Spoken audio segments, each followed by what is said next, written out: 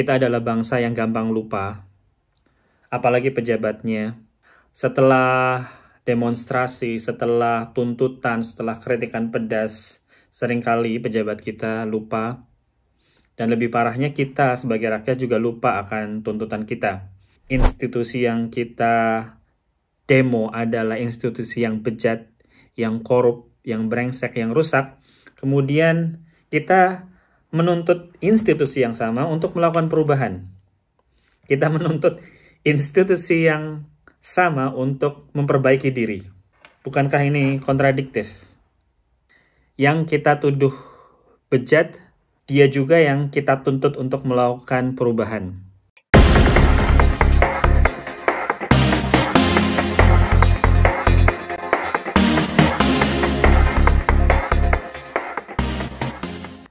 Bismillah, apa kabar semuanya? Semoga dalam keadaan sehat. Terima kasih untuk menonton video saya kembali. Bagi yang baru melihat atau baru menonton, jangan ragu untuk like dan subscribe. Dengan like dan subscribe serta komentar, saya akan lebih sering dan lebih rajin untuk membuat video yang tentunya menarik dan bermanfaat bagi kalian semua. Ya, di kesempatan kali ini saya akan membahas tentang apa yang terjadi di Indonesia beberapa hari belakangan ini. Peristiwa-peristiwa yang membuat sebagian orang mungkin menjadikan mereka sedih. Dan peristiwa-peristiwa yang bagi sebagian orang itu membuat mereka gembira dan memberikan tepuk tangan kepada pemerintah atau kepada siapapun yang melakukan perubahan di Indonesia. Itu yang akan saya bahas. Dan pertama, setelah kerusuhan, setelah penjarahan, dan setelah kontroversi-kontroversi yang sangat merugikan karena 10 nyawa telah menjadi korban, sekian ratus juta menjadi kerugian, datanglah tuntutan 17.8, dan saya akan mengulas sedikit banyak tentang tuntutan 17.8 itu yang saya kira masih sangat bisa diperdebatkan atau bahkan masih sangat mentah. Kenapa mentah? Nanti saya akan membahas. Saya juga akan membahas mengenai bagaimana Ibu Sri Mulyani harus kalah lagi. Kenapa kalah? Karena ini bukan kali pertama Ibu Sri Mulyani harus mundur atau mengundurkan diri. Ini bukan kali pertama dan ini menjadi catatan buruk saya kira karena untuk kesekian kalinya politik atau politisi harus menang dan mengorbankan sosok-sosok yang tidak terlalu politis. Jadi politisi mengorbankan atau mengalahkan para teknokrat, orang-orang yang mungkin tidak terlalu terlibat dengan kepentingan politik dan tidak terlalu terlibat dengan partai politik, tapi mereka harus minggir dari jabatan yang sebenarnya itu keahlian mereka. Saya juga akan membahas itu. Dan terakhir tentu saja reshuffle kabinet. Bagi sebagian orang ini adalah pertanda bahwa pemerintah responsif. Presiden Prabowo mendengarkan tuntutan-tuntutan para demonstran. Di sisi lain, menteri yang baru kelihatannya belum memuaskan semua orang, bahkan cenderung mungkin mengecewakan bagi sebagian orang, terutama Menteri Keuangan yang baru. Ada yang bilang terlalu sombong, terlalu gegabah, terlalu percaya diri. Apakah itu akan menjadi sebuah catatan positif atau negatif? Kita akan lihat ke depan. Oke, pertama mengenai tuntutan 17.8. Ada banyak tuntutan di situ. Ada banyak orang yang terlibat juga, terutama para pesohor, para selebriti. Siapapun Anda pasti bisa menyebut.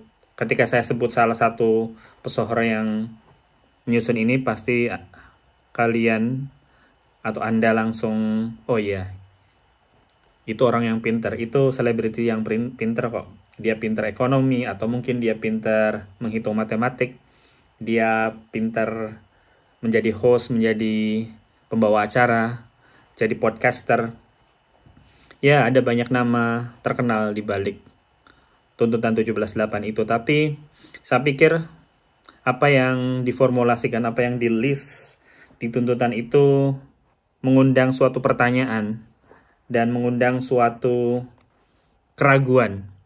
Keraguan dalam arti setelah tuntutan itu diterima, dalam arti diterima, dibaca, dan diterima dokumennya oleh anggota legislatif, terus mereka akan melakukan itu, atau pemerintah akan melakukan itu, saya kira itu masih menjadi pertanyaan dan saya masih sangat meragukan itu akan terjadi. Satu, karena secara pengalaman, secara sejarah, kita adalah bangsa yang gampang lupa, apalagi pejabatnya. Setelah demonstrasi, setelah tuntutan, setelah kritikan pedas, seringkali pejabat kita lupa. Dan lebih parahnya kita sebagai rakyat juga lupa akan tuntutan kita. Dan kita akan lihat setelah demonstrasi yang keras ini, setelah tuntutan yang kritis ini, apakah kita masih akan bernafsu untuk turun ke jalan, untuk menuntut dengan kritis, dengan keras, dengan semangat yang full kepada pemerintah. Kita akan lihat. Dan meskipun saya meragukan, bukan berarti saya tidak mendukung.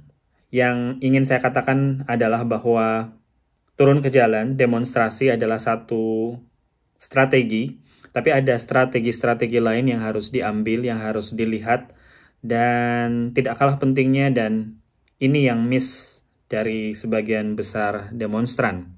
Misalnya, poin-poin tuntutan kepada DPR, kepada TNI Polri, ini adalah tuntutan-tuntutan yang agak membingungkan, agak menimbulkan pertanyaan. Kenapa? Karena kita menuntut sosok atau orang yang kita kritik. Maksudnya begini, secara logis akan sangat lucu apabila sosok yang kita kritik, yang kita hujat, yang kita argumentasikan bahwa institusi yang kita demo adalah institusi yang bejat, yang korup, yang brengsek, yang rusak, kemudian kita menuntut institusi yang sama untuk melakukan perubahan.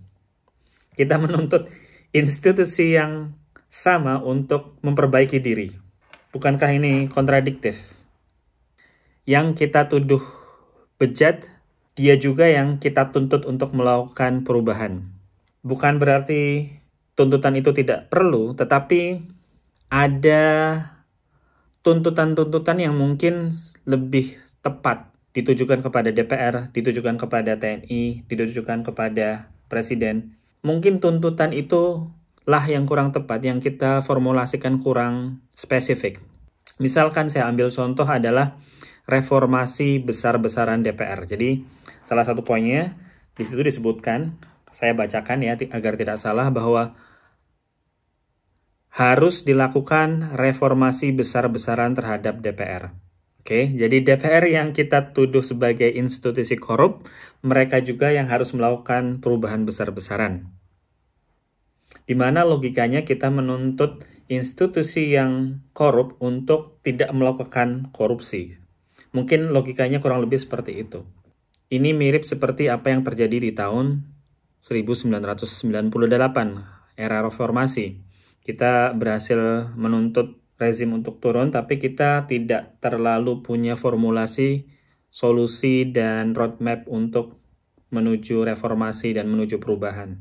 Dan hasilnya kita tahu, kalau dulu rezim dan diktator itu hanya ada satu, yaitu rezim Orde Baru, sekarang institusi atau sosok yang menjadi diktator adalah lebih banyak, yaitu institusi legislatif, institusi-institusi politik lainnya. Nah, itu terjadi karena apa ya? Karena kita tidak punya roadmap yang jelas. Kita punya tuntutan, kita punya keinginan, tapi kita tidak punya roadmap yang jelas, dan kita tidak punya pembacaan atas masalah utama, masalah mendasar yang ada. Oke, jadi seperti apa seharusnya? Seperti apa solusinya? Seharusnya yang harus kita lakukan adalah pertama, tuntutan untuk membuat proses seleksi, proses pencalonan anggota legislatif semurah mungkin, seefisien mungkin, seefektif mungkin. Kenapa? Kalau proses pemilihan anggota legislatif itu mahal membutuhkan banyak biaya, sulit dilakukan oleh partai politik, maka partai politik akan melakukan kolusi dengan siapa? Dengan pengusaha, dengan para artis, dan dengan rakyat. Karena apa? Karena dengan cara itulah mereka bisa mendapatkan anggota legislatif, mereka bisa mendapatkan kursi di parlemen. Mereka harus melakukan itu. Kalau proses pemilihan anggota legislatif lebih murah, lebih efektif, lebih efisien, maka tidak akan ada proses-proses yang anti-demokrasi, proses-proses yang melibatkan money politics, proses-proses yang membuat anggota legislatif partai di kemudian hari akan berkolusi dengan pengusaha, berkolusi dengan mereka yang punya uang. Karena apa? Karena dari awal mereka sudah berkolusi, mereka sudah harus mengeluarkan biaya yang banyak.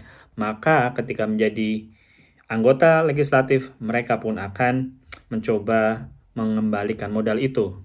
Nah, ini yang harus disadari, bahwa proses pembusukan lembaga legislatif ini dimulai dari proses pemilihan yang mahal, yang high cost secara ekonomi maupun secara politik. Dan kita sebagai rakyat ikut terlibat di dalamnya. Dan akan sangat lucu ketika tuntutan itu hanya ditujukan kepada lembaga dan tidak ditujukan kepada kita semua sebagai rakyat. Next, tentang Ibu Sri Mulyani Indrawati, SMI. Sri Mulyani Indrawati bagi sebagian orang atau sebagian penonton mungkin baru mengenalnya tahun 2000-an. Tetapi di tahun 98-99, percayalah bahwa Sri Mulyani Indrawati adalah sosok reformis, sosok progresif yang mencoba menghalau dan mereformasi sistem perekonomian Orde Baru yang didominasi oleh Soeharto dan kroni-kroninya.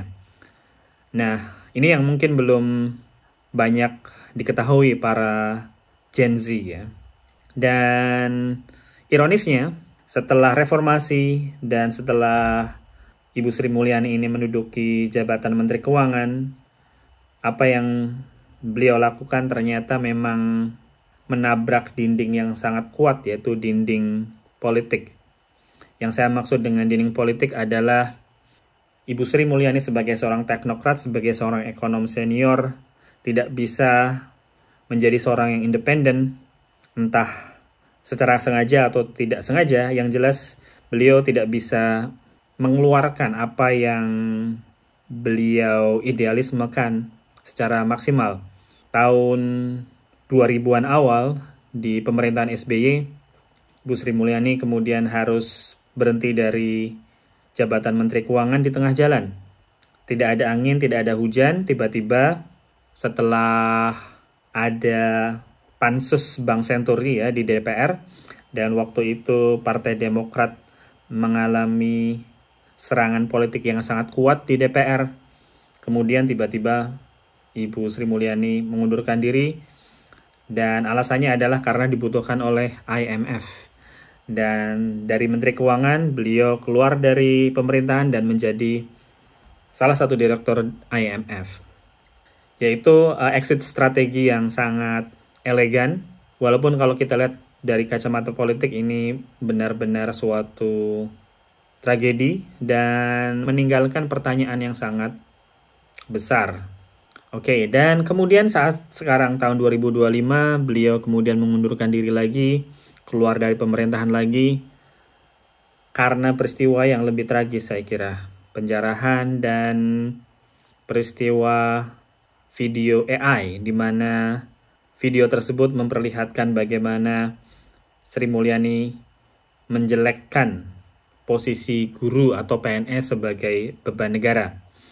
Dan terlepas dari apa yang beliau sampaikan, apakah secara implisit beliau memang menganggap PNS atau guru sebagai beban negara, yang jelas sekali lagi ternyata politik dan politisi ternyata sangat dominan di Indonesia.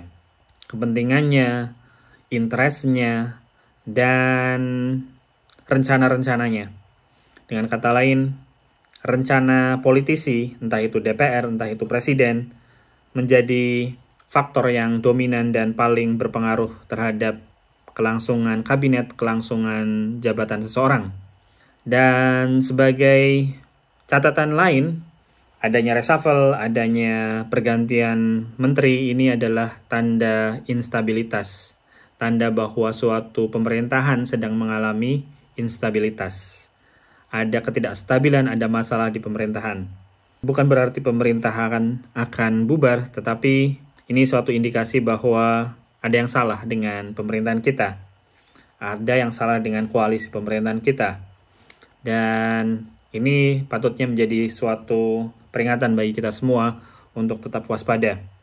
Secara individu, secara keluarga, dan secara komunitas atau masyarakat. Dan yang terakhir adalah ditunjuknya mantan ketua LPS, Lembaga Penjamin Simpanan, untuk menjadi Menteri Keuangan yang baru. Secara latar belakang, beliau dari ITB, dan ini cukup berbeda dengan tradisi-tradisi sebelumnya, di mana seringkali Menteri Keuangan itu berlatar belakang Universitas Indonesia atau UI. Memang kenapa kalau dari ITB bukan dari UI? Ya, secara sejarah, kadang kita harus belajar dari sejarah, bahwa di masa Orde Baru itu kebanyakan Menteri Keuangan itu dari Universitas Indonesia. Karena secara sejarah juga, Fakultas Ekonomi pertama di Indonesia itu di UI. Dan secara sejarah, UI menelurkan ekonom-ekonom handal, dan mereka punya pada awal-awal berdirinya negara ini, mereka punya hubungan yang baik dengan kampus-kampus di luar negeri, yang kemudian melahirkan apa yang disebut mafia Berkeley. Nah, mafia Berkeley ini adalah sekelompok ekonom Indonesia yang kuliah di Amerika, dan mereka punya karakter dan ciri khas dalam mengelola perekonomian yang cenderung ke arah liberal dan kapitalis, ya, di mana peran pasar diperbesar dan peran negara diperkecil. Nah, ini bagaimana UI mendominasi jadi Menteri Keuangan di era Orde Baru, dan di era reformasi memang peran ekonom-ekonom non-UI mulai terlihat, dan kita lihat terbukti dari ditunjuknya Menteri Ekonomi yang baru. Dan beberapa literatur menyebutkan bahwa teknokrat-teknokrat, menteri-menteri yang berasal dari ITB itu lebih berorientasi ke dalam negeri, ya, berorientasi ke publik, seperti B.J. Habibie, kemudian Kinanjar Kartasasmita, mereka dari ITB, dan menurut literatur mereka lebih open terhadap kepentingan publik secara keseluruhan, kepentingan masyarakat secara keseluruhan. Nah, ini berarti indikasi bagus. Nah, yang jadi pertanyaan, apakah Menteri Keuangan yang baru akan bertindak seperti itu? Apakah Menteri Keuangan yang baru akan lebih mementingkan kepentingan publik daripada kepentingan pasar, di mana peran negara untuk menjaga stabilitas sosial, jaminan sosial masyarakat, dan kesehatan masyarakat secara umum itu diutamakan? Kita lihat saja. Dan semoga kepercayaan diri yang dimiliki oleh Menteri Keuangan yang baru benar-benar kepercayaan diri yang berisi, bukan kepercayaan diri yang kosong. Itu saja, semoga bermanfaat. Kita ketemu lagi di video berikutnya. Sampai jumpa.